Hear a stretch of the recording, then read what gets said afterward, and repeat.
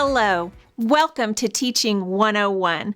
My name is Tawny Martinez, and I'm a professor here in the College of Education at Kansas State. I get to talk to you about one of my favorite topics, curriculum and instruction. Weird, I know, to get that excited about curriculum instruction, but I love it, and I can't wait to give you some tips. So let's dig in. First of all, there are elements to every lesson plan that fit with curriculum and instruction. Every state has state standards, every state, and that's where we begin. So you can go to the Kansas State Department of Education or your Department of Education and find the state standards for every single grade level. We start with the state standard. Then you are going to find out quickly that state standards and state assessments are aligned. So it's important not only to teach the content of a state standard, but also to teach the vocabulary of the state standards because the students will be seeing those again on their state assessments. So we all start with the state standard. Then there will be a local curriculum. You may have already found the curriculum guide in your classroom, and if you haven't, you'll want to check with the department head, an assistant principal, or a principal to find out just where you can find the key curriculum. Then there will be textbooks. There may be a common textbook, or your textbook may be on an iPad or other electronic device. So let's back up a little bit. We start with the state standard, then we go to the local curriculum, then we go to your local lesson plan using your textbooks and whatever it is that your curriculum is stored on, a tablet, or it may just be in big binders in your classroom. So once we have identified the state standard that we're going to be teaching, then we dig into that curriculum that we have. Then we go into what our objective is to teach that curriculum and use our instructional skills to give the students guided practice to learn whatever that objective is. Then, of course, we're going to assess both informally and formally to find out how are our students doing. Now, that part is a key part of all curriculum and instruction. Because even if we're teaching it in the ways that we feel are best, students may not be absorbing it or learning it. And that's where we have to go back, refocus, and reteach. This may not be appropriate for all the students in your classroom. That's what we call differentiated instruction. That means that some of your students may be running along just fine, some students may be a little bit behind, and some students may be a little bit ahead. Your particular school may have a pacing guide to help you keep the pace with what's expected to be taught every day. If you struggle with the pace, don't ever hesitate to reach out to a neighbor teacher or to a department head, a grade level leader, or a team leader to be able to say, look, my kids aren't getting this. What are some resources I need to do to enhance the curriculum? All right, let's move on. I want to give you an example of utilizing the elements of curriculum instruction in a lesson plan. Let's give you a practical example of an elementary lesson we might teach. So we're going to start with the standard, and you'll see the standard listed on my slide. Then our curriculum is going to give us opportunities to design a unit around that. You may look at your teacher's guide and see that there are several ways that you can teach the particular standard that you've chosen. In this case, when that happens, you want to choose what you're most excited about, or based on the biographies of your students, what they would be most excited about. So in this case, I'm going to be teaching the main idea, and I'm going to design my lesson around a newspaper unit, and I get to make that decision. You know, some people think, oh, I don't like it that the state just prescribes what it is that I teach. Well, they're going to prescribe to you what it is that needs to be taught, but they're not going to prescribe to you how you're going to teach it. They'll give you options and then you pick the idea. So, starting with the lesson, we're going to do our newspaper unit. We're going to find the main idea in a newspaper article, and I'm going to model that for my students. Modeling is a very important aspect of curriculum and instruction. Then, as I do my presentation, I'm going to show my students how to do that myself. Then I'm going to practice it all together, and then I'm going to give them opportunities to practice on their own. That's a strategy in instruction that we call I do, we do, you do. I'm going to model it, then we're going to do it together, then you're going to do it by yourself. Then all the way along, I'm going to be needing to do some sort of assignments to enable my students to be able to show that learning occurred. That assessment needs to be a very authentic opportunity, but it also has to be documented, because if there is no artifact or documentation, we can't prove that growth happened. So that's a very big aspect of curriculum and instruction. Hi everyone, Tom Vance here from Kansas State University. I have a question. Are you ready to change careers and transform lives? Or perhaps you've looked into becoming a teacher only to find significant obstacles of time, money, and inconvenience. The Master of Arts in Teaching program is a powerful, fully accredited online program that is ranked in the top 20 by U.S. News & World Report.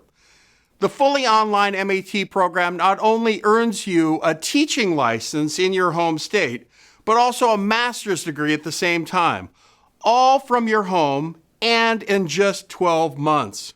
We invite you to join hundreds of professionals from around the globe who have chosen K-State's MAT. Please check out more information about our award-winning program, including our new residency programs, by visiting the website below. Thank you.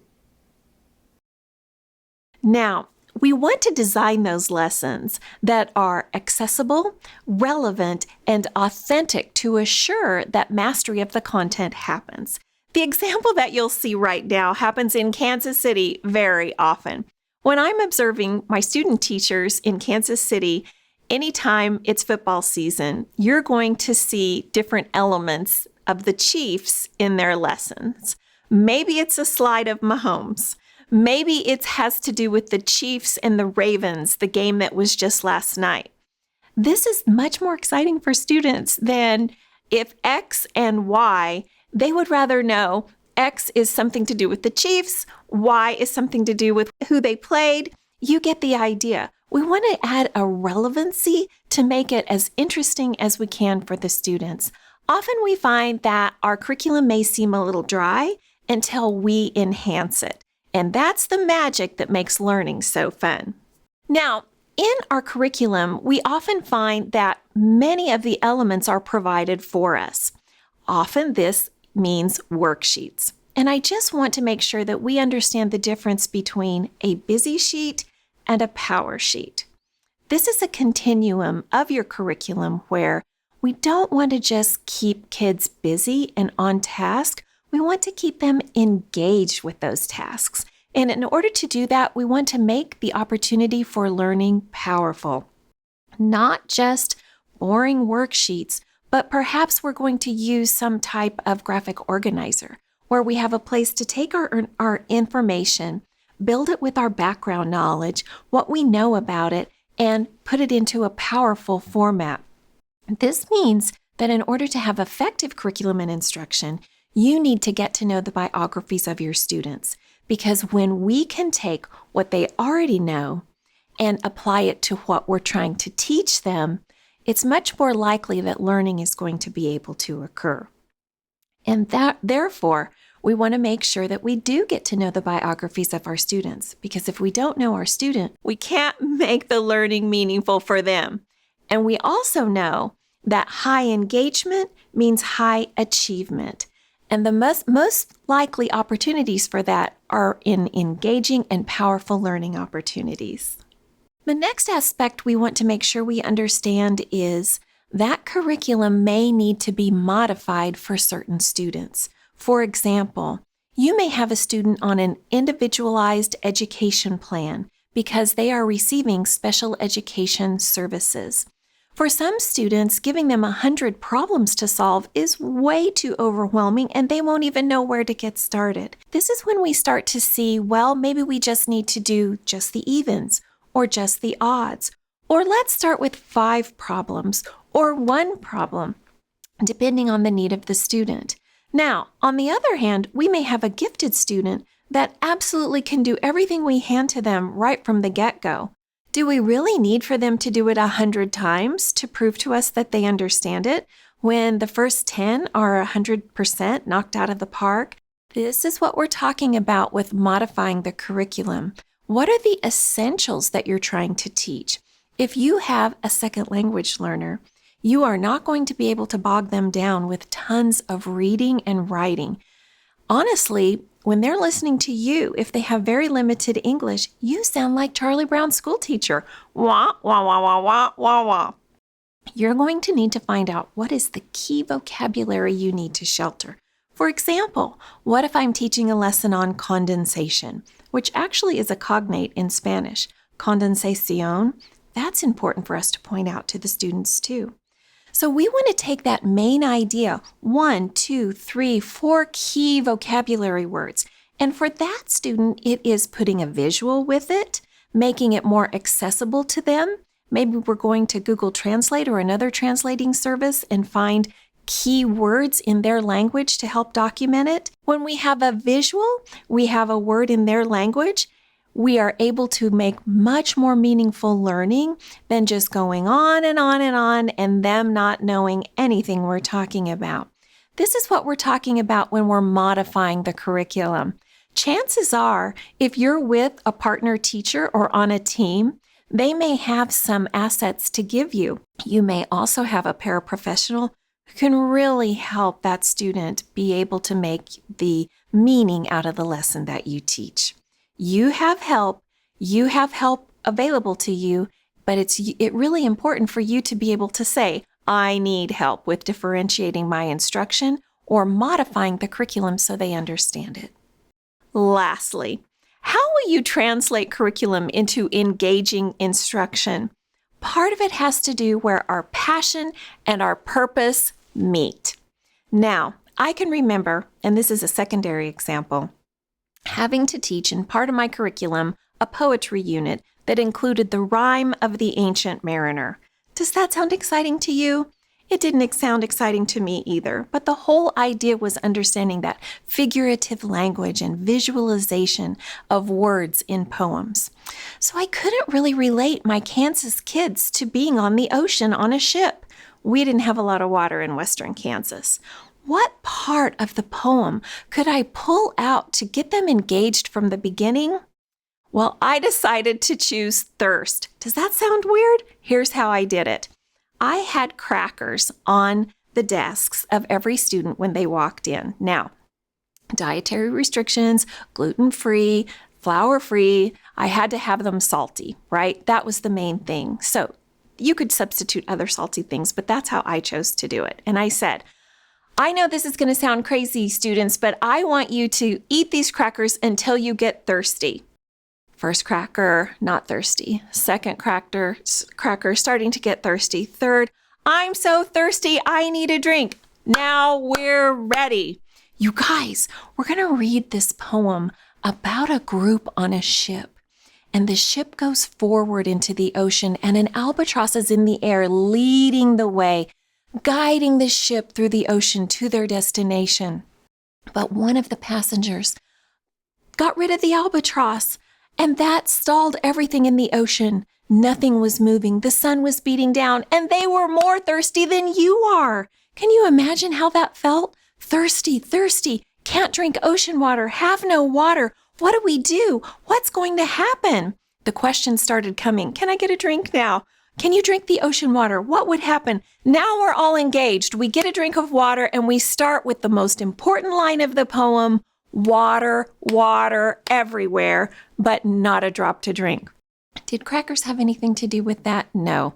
No more than the Kansas City Chiefs have to do with learning math. But in order to engage our students, we need to pull out all the stops. What can we do to make learning fun and engaging? So, to recap, you're going to start with the state standard that is aligned to the state assessments.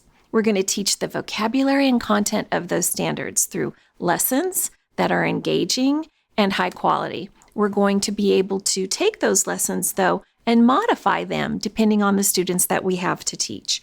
We're going to have engaging, exciting instruction, all the time assessing whether learning is occurring. And in order for learning to have occurred, we have an artifact, a quiz score, a performance, an objective-based poster, a newspaper article. We're going to have something that shows and demonstrates to students, to their families, and to those who we are accountable to that learning occurred. I know you can do it. I believe in you. Now go out there and make that curriculum and instruction fun.